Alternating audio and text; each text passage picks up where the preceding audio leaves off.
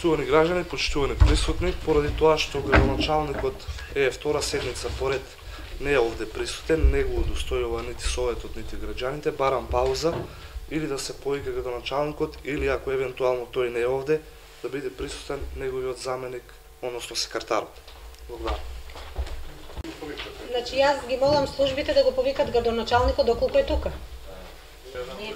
Добро, сега има барање, значи ако е тука нека дојде, значи не се јавил за отсуство, така да... Значи по барањето на советникот Белевски направивме 5 минути пауза, градоначалникот е службено отсутен, тој има право да присуствува на седниците на Советот на општина Кавадаци, но не е задолжително. Очигледно дека градоначалникот бега и од јавноста и од советниците, и очигледно е дека не може да се соочи со критики. Меѓутоа нема само право, има и должност градоначалникот да присуства на седниците.